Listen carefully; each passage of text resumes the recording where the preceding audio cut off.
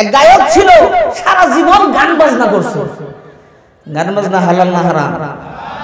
এত আস্তে যে কইলেন, গাউসে পাকের নাম জপিলে আল্লাহ পাওয়া যায় বাবারে। কই বাবা কি মজা লাগে। আরে আল্লাহর দম রাসূলের দিয়া আল্লাহ গেলেন গায়েব হইয়া। বাবারে বাবা গান।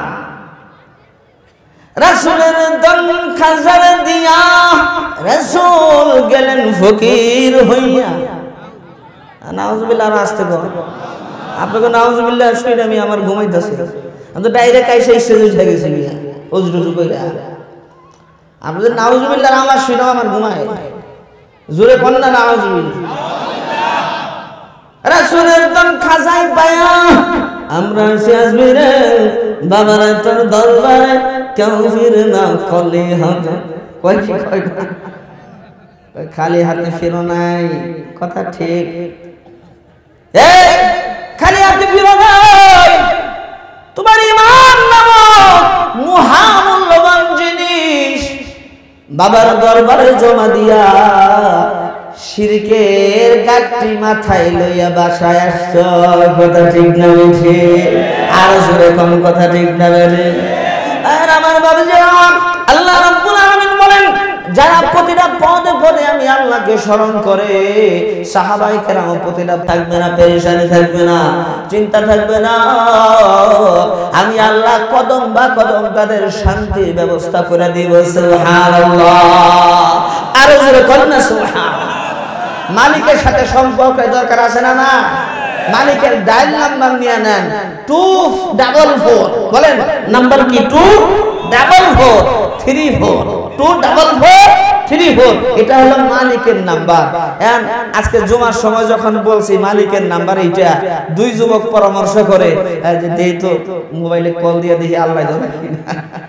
আল্লাহু আকবার, আল্লাহু আকবার। টু হইল ফজরের 2 রাকাত, 4 আরে প্রথম 4 হইল যোহরের 4 রাকাত, তারপরের 4 হইল আসরের 4 রাকাত, আর 3 হইল মাগরিবের 3 রাকাত, আর 4 হলো ইশার 4 রাকাত। এই হইল 5 ওয়াক্ত নামাজের ফরজগুলো। আলহামদুলিল্লাহ। আল্লাহ বলেন ডায়াল করো, আমি আল্লাহ রিসিভ করব। তুমি বিপদে পড়ছো, মুসিবতে পড়ছো, আমি আল্লাহর কাছে নামাজে দাঁড়াইয়া সাহায্য চাও, আমি আল্লাহ অবশ্যই তোমাকে সাহায্য করব। ওয়াস্তাঈনু বিস-সাবরি ওয়াস-সালাহ।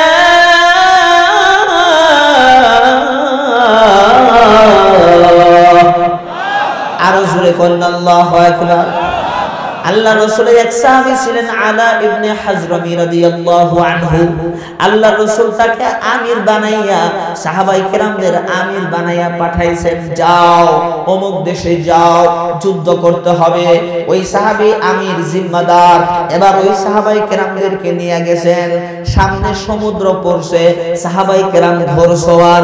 এবার সমস্ত সাহাবায়ে কেরামরা বলে, ও আমির সাহেব, ও আলা ইবনে হাজরামি রাদিয়াল্লাহু আনহু, এখন আমরা কি করব? সামনে তো সাগর, কি করব?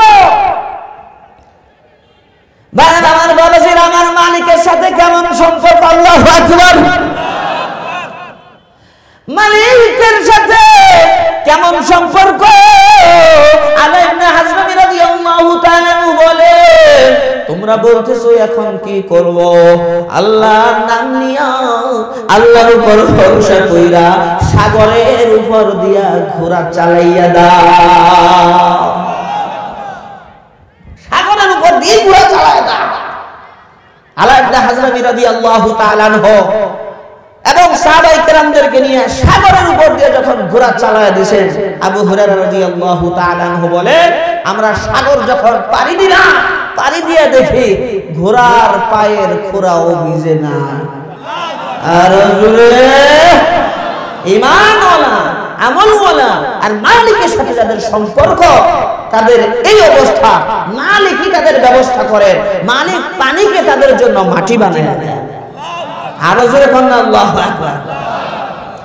আবু হুরায়রা রাদিয়াল্লাহু তাআলা বলেন, শুধু তা না, আমি আরো দেখছি